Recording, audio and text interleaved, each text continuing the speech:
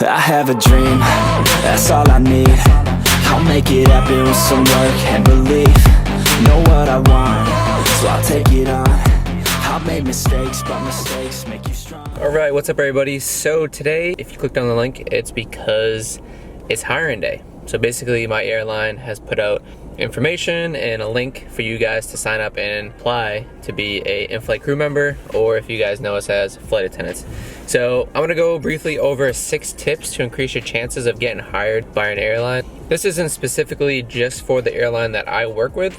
It could be for any airline. And honestly, these interview tips and like way to structure your resume could be used for any job. Also, if you guys didn't know, I do vlogs. So if you guys are interested in what life is like in the Army National Guard, if you're interested in what life is like as a flight attendant, make sure to hit that subscribe button and check out my other videos. Let's get into this. 6 tips to increase your chances of getting hired by an airline. First and foremost, you're gonna wanna have a cover letter and a resume. The reason you're gonna want a cover letter is because it's gonna be a way for you to stand out. So when you're doing the hiring application, it like asks to put in a resume and then also asks you to add in a cover letter. So I think what most airlines do is they kind of weed most people out if they don't put in a cover letter. This cover letter is basically gonna be you explaining why you wanna work for the company, what your qualifications are. If you guys do need help setting up a cover letter or a resume, I kinda wanna let you guys know about this pretty sweet Facebook page.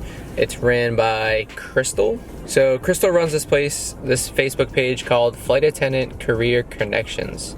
And I've been noticing that she's been requesting people to send her resumes, and what she's doing is she's helping tweak the resumes and reformat them so that it's best suited for the airline. So it's going to help you not get weeded out during the process of them going through the applications. So if you guys didn't know, most airlines get like thousands of applications, so they're not going to be going through these applications like themselves right off the bat. They basically have like a computer system or a bot that goes through and kind of filters and looks for keywords when they are selecting applications. So making sure to have good keywords in your resume is going to be key. So some keywords that I would recommend putting in there is stuff about leadership. So anything that you've done within a leadership role, put that in there. Any customer service related stuff, put that in there. Any volunteer services or charity events, add that in there as well. And in the cover letter, you want to kind of incorporate the company's core values. So make sure to do some research on the company's core values and figure out how to incorporate those into your resume and your cover letter. And not only that, make sure those core values align with your values. Because if you're working for a company that doesn't have the same values as you, then what's the point?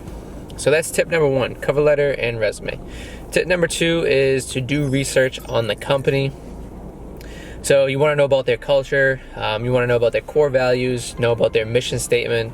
Did their core values and their mission statement align with your core values and something that you like to do? So for instance, JetBlue, I really like that they're very involved with the community. They do a lot of charity work and their core values align with my core values. So make sure your core values align with the company's core values. Tip number 2 is research the company.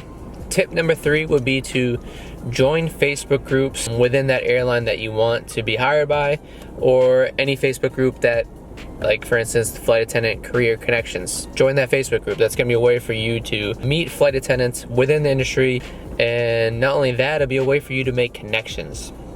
And these connections could lead to a possible internal reference. So if you become really good friends with the flight attendant through this page and they like you as a person, they might be willing to write you a recommendation for the job. So that'll help your chances in the hiring process as well. That's tip number 3.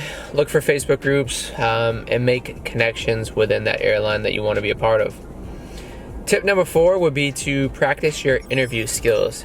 This is going to be huge because there's a lot of steps that you have to go through and pass before you get to the point where your interview skills come into play, because I'm pretty sure most airlines, if you get accepted for the first round, it's going to be like an initial questionnaire, and then after the questionnaire you'll be doing the video interview, and then after the video interview it'll be usually an in-person interview, and then after that it's like, hey, am I hired or not? And then after that you do like a background check, and then after that you get a job offer, and then you do a training date.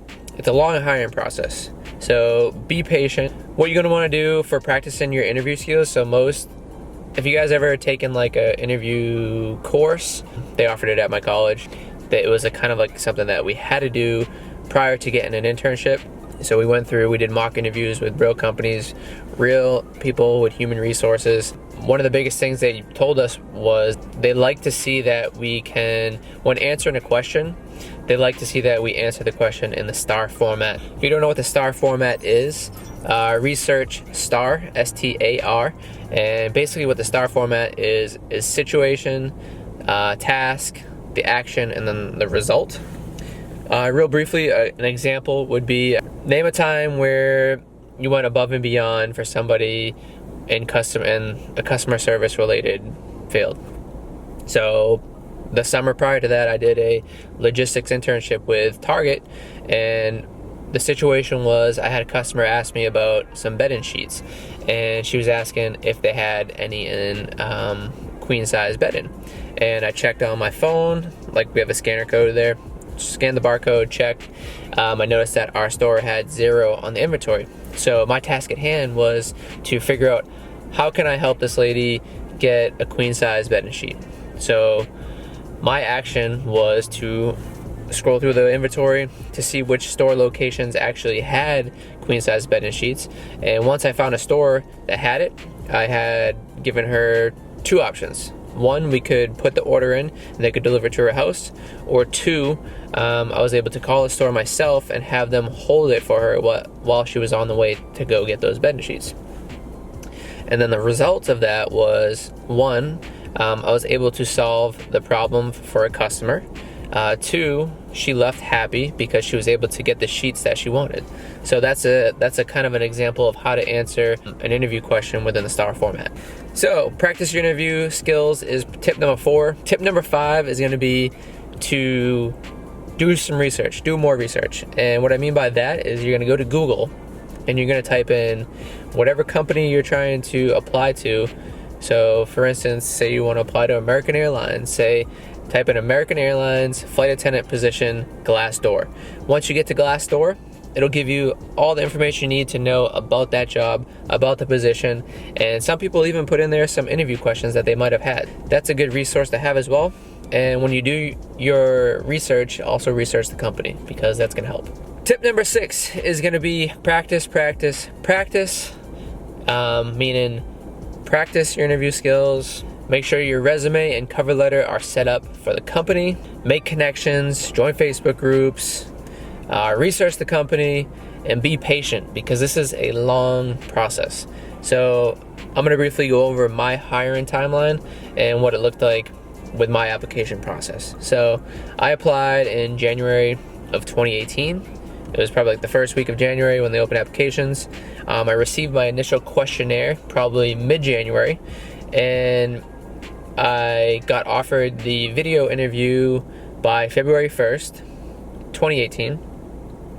And then shortly after that, a week later, I was offered an in-person interview on February 7th, 2018, in which I was able to schedule. They gave me a list of training dates, and I picked the training date that worked best for me, or the interview date that worked best for me, which was March 12th. So I picked March 12th for my in-person interview, 2018. And shortly after that, literally right when I left the interview that day, I was driving back from Orlando to Jacksonville. Shanley was in the interview too, but I checked my email and we got job offers on the drive back from our in-person interview on March 12th. Shortly after that, they had us go submit drug tests. We had to do background checks, and they gave us a couple training dates to choose from. I chose April 25th because that worked best for me.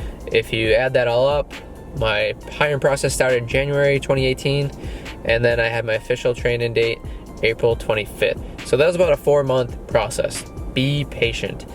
If you guys have any other questions, please leave them down below in the comments. Again, if you guys are interested in applying for this position, click the link down in the description, or you can click the link down in the comments. Make sure to get it in before the deadline time, which I'll link down below as well. And yeah, good luck guys, and I wish you all the best.